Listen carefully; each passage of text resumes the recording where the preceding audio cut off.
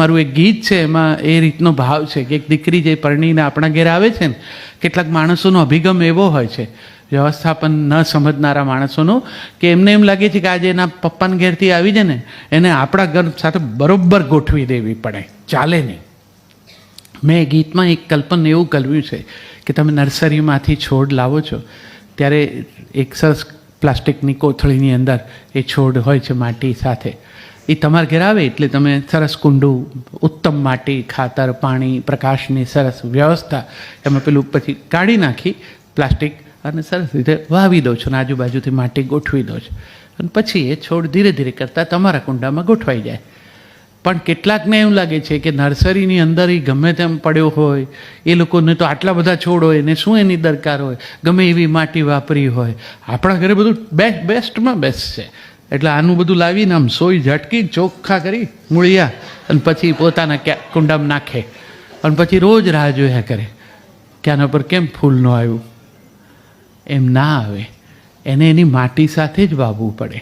એ એટલા માટે જરૂરી છે કે ક્યારાની માટી સાથે અનુસંધાન સાધે ત્યાં સુધી એ પોતાની સાથે લાવી છે ને એ માટીમાંથી પોષણ મેળવશે.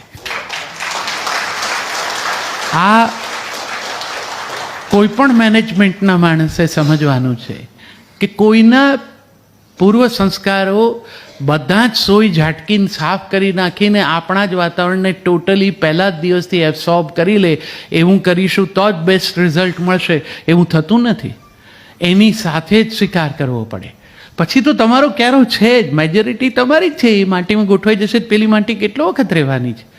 પપ્પાના ઘરની સ્મૃતિ એનો આધાર છે. તમારા ઘરના નવા સ્મરણો એ બાંધે નહીં ત્યાં સુધી એને જેમાંથી ટકવાનું છે. બહુ અઘરું કામ છે. તમે કલ્પના તો કરો કે એક દીકરી પરણીને ઘરે સાસરે જાય, એ સવારના આંખ ખોલે પથારીમાંથી તો એના છતનો રંગ બદલાઈ ગયો હોય. એ એની જોડે કેવી રીતે ગોઠવાય? એના પપ્પાના ઘરની છતનો રંગ જુદો છે, અહીંયા જુદો છે. એની સાથે કેવી રીતે એનું મન મળે? એ ઊભી થઈને રસોડામાં ચા બનાવવા જાય, આમ હાથ કરે ને એનો હાથ ભોંઠો પડે. પપ્પાના ઘેર જ્યાં હાથ લાંબો કરે ત્યાં જ ચાનો ડબ્બો હોય, અહીંયા ના હોય. હવે એ જો પહેલા જ દિવસે પોતાના પપ્પાના ઘરના ડબ્બાઓ જે રીતે ગોઠવાયેલા એ રીતે અહીંયા ગોઠવવાનો ટ્રાય કરે તો એ પણ કાચી, કારણ કે તો એ સંઘર્ષની શરૂઆત છે. કારણ કે અહીંયા બાએ વર્ષોથી આ રીતે જ મૂક્યા છે. હવે એના હાથે ધીરે ધીરે ટેવાવાનું છે. બા હોશિયાર હોય તો એને ચોક્કસ એમ કહું જોઈએ કે તમને જેમ ગમે એમ ગોઠવી દો ને, કારણ કે અમને અત્યાર સુધી આવી રીતે હતું પણ તમે ગોઠવ્યો જ સારું લાગે છે. આવી રીતે રાખો તો ચા વધારે સારી થતી હશે, તમે તમારે કરો. આ અનુકૂલન છે, આ જ વ્યવસ્થાપન છે. એક મિનિટ